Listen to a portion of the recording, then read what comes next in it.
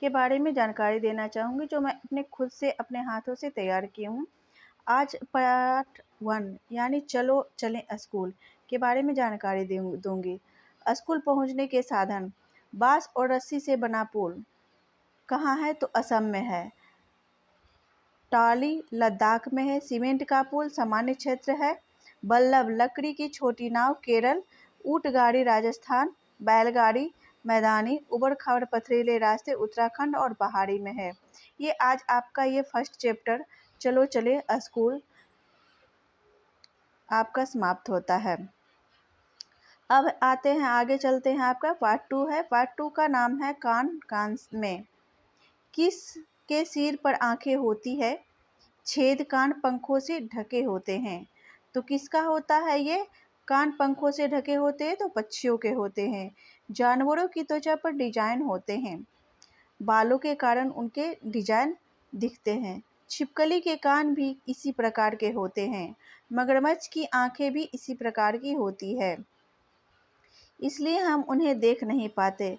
वे जानवर जिनके शरीर पर बाल होते हैं तथा कान बाहर दिखाई देते हैं, बच्चों को जन्म देते हैं। वे जानवर जिसके शरीर पर कान बाहर नहीं दिखाई देते, अंडे देते हैं। वो क्या है? छिपकली। पार्ट 3 है नंदू हाथी। आज आपका चैप्टर आप आगे बढ़ गए हैं। आपका पार्ट चैप्टर 3 का नाम है नंदू हाथी।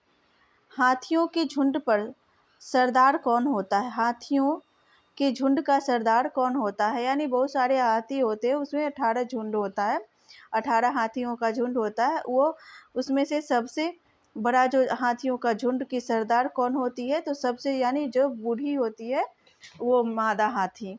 नर हाथी झुंड कब छोड़ देता है? 14-15 वर्ष की आयु में क्या होता है? नर हाथी अपने झुंडों को क्या करता है? छोड़कर अलग हो जाते हैं। एक वयस्क हाथी एक दिन में कितना भोजन खाता है? तो 100 किलोग्राम पत्ते व टहनियाँ। कितना खाता है? एक वयस्क हाथी यानी बूढ़ा हाथी एक दिन में कितना भोजन करता है? तो 100 किलोग्राम पत्ते और टहनियाँ। एक हाथी एक दिन में कितना सोता है? एक हाथी एक दिन में कितना सोता है? तो 2 से 4 घंटे सोते हैं। हाथी कान का प्रयोग करते हैं हवा करके स्वयं को ठंडा रखने के लिए। हाथी मिट्टी में क्यों लेटते हैं? त्वचा को ठंडा करने के लिए। क्या करते हैं ये हाथी जो है? अपनी त्वचा को ठंडा करने के लिए मिट्टी में लौटते हैं। अब आगे है आपका प्रश्न, एक झुंड में कितने हाथी रहते हैं? तो एक झुंड में कितने हाथी रहते हैं? तो 10 से 12 मादा हाथी और कुछ उसके बच्चे होते हैं। साथ में एक झुंड में 10 से 12 मादा हाथी और कुछ बच्चे भी होते हैं उसमें। ये आपका ये थर्ड चैप्टर समाप्त होता है। आगे चलते हैं पार्ट 4 यानी अमृता की कहानी। ये चैप्टर का नाम आपका है यानी पाठ का नाम है अमृता की कहानी। अमृता कहाँ रहती थी? तो अमृता कहाँ रहती थी? तो खेजाड़ी गांव में। ये क्वेश्चन आपको सीटेट में भी आया हुआ है और ये आपको अभी भी आ सकता है। खोजारी गांव कहाँ है? ये भी पूछते हैं राजस्थान में कहाँ पे है? तो ये जोधपुर के पास है। खोजारी गांव कहाँ है? तो राजस्थान में जोधपुर के पास है। खेजाड़ी में 300 साल पहले घर किस प्रकार के बनाए जाते थे? तो किस प्रकार के बनाए जाते थे? तो लकड़ी के बनाए जाते हैं, लकड़ी से बनता था। खेजाड़ी में कौन सा लोग रहते हैं? विश्नोई। खेजाड़ी में कौन से लोग रहते हैं? तो विश्नोई। कम पानी में जीवित रहने वाला पेड़ कौन है? तो खेजाड़ी पेड़। खेजाड़ी पेड़ की लकड़ी को कीड़ा खराब नहीं करता। इसमें खेजाड़ी का पेड़ जो होता है इसमें क्या होता है कि कीड़ा नहीं लगता। इसका छाल क्या होता है? दवा बनाने के काम आती है। इस पेड़ की फलियां पेड़ की जो फलियां होती है वो सब्जी के काम आती थी और इसकी पत्तियां है जो यहाँ पे जानवर खाते हैं। क्या करते हैं? खेजाड़ी का पेड़ लकड़ी और कीड़ा को खेजाड़ी का पेड़ की लकड़ी को बिना खराब कीड़ा खराब नहीं करता। इसकी छाल दवा बनाने के काम आती है। इस पेड़ की कलियां जो है सब्जी के काम आती है थी और इसकी पत्तियां जो है वो जानवर खाते हैं। इसके इतने खेजाड़ी के पेड़ के इतने सारे गुण हैं। अब आते हैं आगे, आपका है चैप्टर 5। चैप्टर 5 है अनीता की मधुमक्खियाँ। अनीता की मधुमक्खियाँ। अनीता कहाँ रहती है? तो बेचाहा गांव में। ये चैप्टर का नाम है आपका 5वां, अनीता की मधुमक्खियाँ। और ये प्रश्न है आपका, अनीता कहाँ रहती है? तो बेचाहा गांव में। बेचाहा गांव कहाँ है? तो बिहार के मुजफ्फरपुर ज़िले में है। बेचाहा गांव कहाँ है? बिहार के मुजफ्फरपुर ज़िले में है। ये याद रखिएगा कि बेचाहा गांव कहाँ है। तो आपको ऑप्शन में दिया रहेगा बहुत सारे, लेकिन आप याद रखिएगा मुजफ्फरपुर ज़िले में है। मधुमक्खी के छत्ते में अंडे कौन देती है? तो मधुमक्खी के छत्ते में अंडे कौन देती है? तो रानी मक्खी देती है। कौन देती है? रानी मक्खी देती है। अब नोट है छत्ते में नर मधुमक्खियाँ बहुत कम होती है। बड़ी मधुमक्खियाँ काम करने वाली होती है। क्या है कि बड़ी जो मधुमक्खियाँ होती है वो काम करने वाली होती है। लीची के फूल कौन से माह में खिलते हैं? ये क्वेश्चन आ सकता है आप लोगों को बीपीएससी में। तो ये आपका होता है फरवरी में। लीची के फूल कौन से माह में खिलते हैं? तो फरवरी में। मधुमक्खियाँ अंडे कब देती है? तो अक्टूबर दिसंबर में। मधुमक्खियाँ अंडे कब देती है? तो अक्टूबर से दिसंबर माह में ये क्या करती है?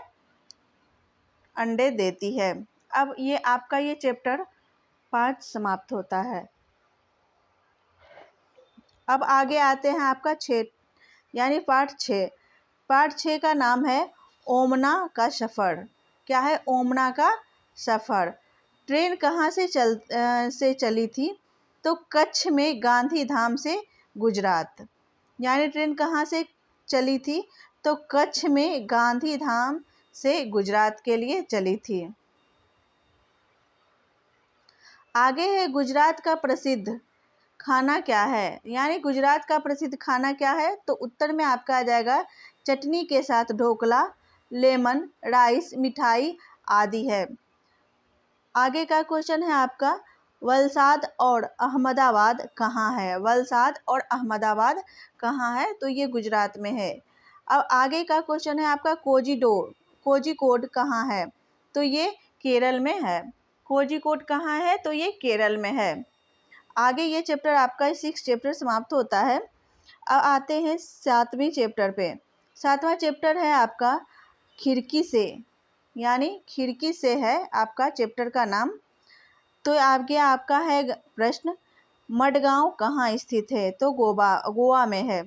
मडगांव कहाँ स्थित है? तो गोवा में। गोवा से केरल के रास्ते में कितनी सुरंगें और पुल हैं? गोवा के रास्ते में कितनी सुरंगें और पुल है?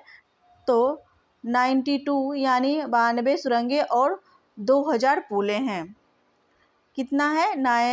ये 92 सुरंगें और 2000 पुलें हैं। यानी 92 सुरंगें और 2000 पुलें हैं। कोझिकोड कहाँ स्थित है? तो मालाबार तट पर दक्षिण भारत के केरल में स्थित है। केरल राज्य में स्थित है। कोझिकोड कहाँ स्थित है? तो मालाबार तट पर दक्षिण भारत के केरल राज्य में स्थित है। अब है कोझिकोड को और क्या कहते हैं? कोझिकोड को और क्या कहते हैं? तो कैलीकट कहते हैं। क्या कहते हैं? कैलीकट कहते हैं। गुजरात के केरल तक के रास्ते में ट्रेन किन किन राज्यों से गुजरती है? ट्रेन किन किन राज्यों से गुजरती है? गुजरात से केरल तक रास्ते में ट्रेन किन किन राज्यों से गुजरती है? तो महाराष्ट्र, गोवा और कर्नाटका से गुजरती है। आगे है आपका कोडरमा। कोट्टायम नगर कहाँ है? तो केरल में है। अब जानेंगे भाषा और राज्य के बारे में। मलयालम है केरल में। कोंकणी कर्नाटक, महाराष्ट्र, गोवा और केरल के कुछ हिस्से में है। मराठी आपका है महाराष्ट्र, गोवा, दमन दीप दादर नगर हवेली में है। मराठी महाराष्ट्र, गोवा, दमन दीव, दादर नगर हवेली है। गुजराती गुजरात में है। कन्नड़ कर्नाटका, आंध्र प्रदेश, तमिल महाराष्ट्र में है। ये चैप्टर आपका 7 चैप्टर यहीं पे समाप्त होता है। अब आगे चलते हैं नेक्स्ट चैप्टर पे। वो चैप्टर का नाम है आपका 8, नानी के घर तक। चैप्टर का नाम है नानी के घर तक। ट्रेन टिकट पर क्या क्या लिखा होता है? ट्रेन टिकट पर क्या क्या लिखा होता है? तो ट्रेन का नंबर लिखा, उत्तर है आपका ये, ट्रेन का नंबर लिखा होता है। दूसरा है आपका सफ़र शुरू होने की तारीख लिखी होती है। बर्थ एवं डिब्बे का नंबर लिखा होता है। किराया लिखा होता है कि कितना किराया है। दूरी और किलोमीटर, ये सारी चीज़ें लिखी होती है। इसमें ऑप्शन में दिया जा सकता है ट्रेन टिकट पर क्या क्या लिखा होता है और क्या क्या नहीं लिखा होता है। तो आपको लिखा नहीं होता, तो आपको लिखा हो जाता है ये किराया। ये जो है लिखा होता है आपको सफ़र शुरू होने की तारीख दी जाती है, लेकिन लौटने की तारीख नहीं दिया जाता है। ये आपको होता है। फेरी क्या है? एक प्रकार की नाव है जो केरल में प्रयोग होते हैं। कहाँ प्रयोग होते हैं? कैरी क्या है? तो एक प्रकार की नाव है जो केरल में प्रयोग होता है। किस राज्य में प्रयोग होता है? तो केरल में। अब है पाठ 9, बदलते परिवार। बदलते परिवार में हो जाता है जैसे माँ पापा हैं, तो नया जनरेशन हुआ तो उसके बच्चे पैदा होते हैं, तो बदलते रहते हैं परिवार। किसी के वो बेटे हो गए, किसी के बेटे हो गए, किसी के भतीजे हो गए, किसी का बेटा पोता हो गया, तो किसी का बहन बेटा हो गया, बहन का लड़का हो गया, किसी का वो बच्चा भागिना हो गया। इस तरह से बदलते परिवार, इसमें कोई खास नहीं, इस वजह से मैं इसको आगे ज़रूरत नहीं समझी, इसलिए अब ये चैप्टर यहाँ पे समाप्त हो जाता है। आज आगे आपको 10 चैप्टर के बारे में बताऊँगी मैं। आज के लिए, अभी के लिए सिर्फ इतना ही।